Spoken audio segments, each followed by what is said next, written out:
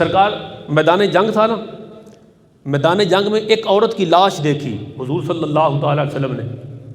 عورت کی لاش دیکھ کر حضور علیہ الصلوۃ والسلام نے فرمایا کہ یہ تو لڑائی نہیں کر رہی تھی، اسے کیوں مار دیا؟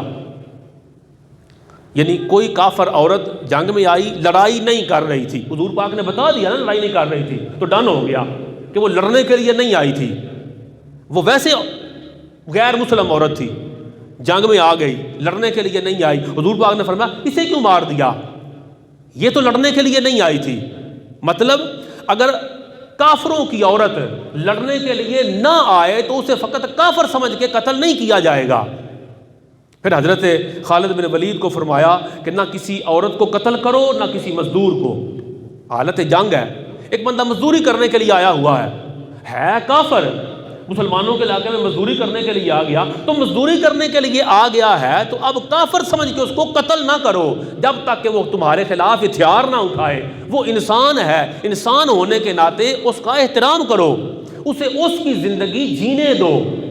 پھر اگلی حدیث پاک میں فرمایا کسی بوڑھے کو قتل نہ کرو، کسی چھوٹے بچے کو قتل نہ کرو، بلکہ یہاں تک فرمایا حضرت ابو ایوب انصاری رضی اللہ تعالیٰ عنہ آپ فرماتے ہیں میں نے سرکار پاک صلی اللہ علیہ وسلم سے سنا آپ نے دشمن کو باندھ کر مارنے سے منع فرمایا. دشمن کو مارنا ہے اسے آزاد کرو تاکہ وہ اپنی زندگی کی جنگ لڑے، بھاگ سکتا ہے بچ سکتا ہے تو بچے، یہ اس کا انسان ہونے کے ناطے حق ہے.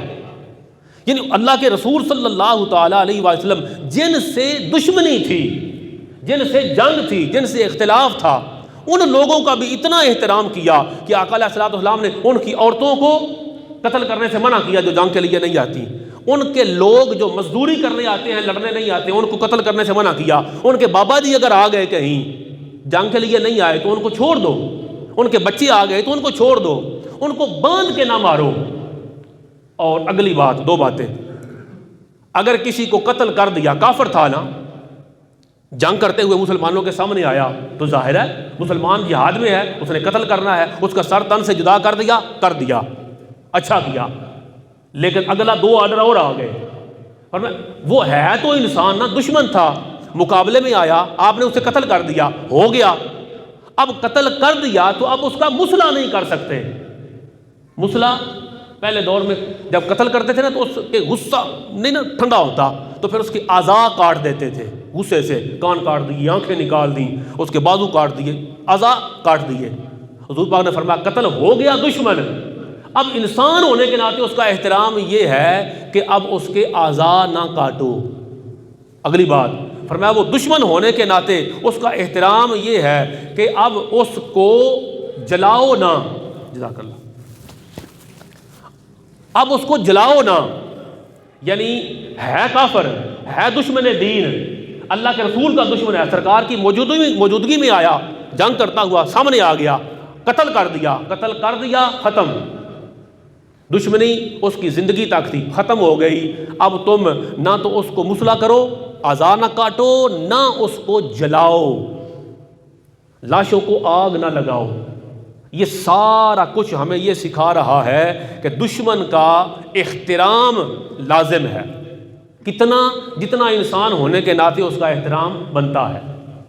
جو انسانی اقدار ہمیں جو کچھ سکھاتے ہیں، جو نبوی طریقہ جو ہمیں سکھاتا ہے، جو انسانی اقدار ہیں، جو اخلاقی اقدار ہیں، جو مصطفی اقدار ہیں، ہمیں وہ سکھاتی ہیں کہ ایک بندے کا احترام ہے، جتنا احترام اس کا بنتا ہے، اختلاف کے باوجود اس کا احترام کرنا لازم ہے. ہم تو سگے بھائی سے بات نہیں کرتے. اب یہ میں نے کافروں کے واقعات سنائے، اور ہم حضور صلی اللہ تعالی وسلم کا کلمہ پڑھتے ہیں، اور ہم کہتے ہیں کہ حضور پاک علیہ الصلوۃ والسلام کے لیے تو جان بھی حاضر ہے، سرکار کے لیے تو جان بھی حاضر ہے. بھائی جان حاضر ہے، مگر سرکار کی سنت اور طریقے پہ عمل کرنا وہ اس سے آسان نہیں کہ تو جان دے دے. آقا علیہ الصلوۃ والسلام تو دشمن کے لیے بھی جنازے کو دے کے کھڑے ہوتے ہیں. دشمن کے لیے بھی فرمایا کہ اس کی عورتوں کو، مزدوروں کو، بزرگوں کو، بچوں کو نہ مارو. دشمن کے لیے بھی فرمایا مار دیا تو مسلح نہ کرو، اعضاء نہ کاٹو، مار دیا تو لاش نہ جلاؤ. اگر دشمن کا اتنا احترام ہے تو یاد رکھیں مسلمان کا احترام اس سے کہیں بڑھ کر ہے. اور ہمارا اختلاف کیا ہوگا کسی مسلمان سے؟ اعتقادی اختلاف تو نہیں نا کسی سے، یہ تو اعتقاد عقیدے کا اختلاف تھا نا. آپ خدا کو مانتے ہیں وہ نہیں مانتا، آپ ایک مانتے ہیں وہ دو تین مانتے ہیں. اعتقادی اختلاف ہے نا، بہت بڑا اختلاف ہے. ہمارا کیا اختلاف ہوگا؟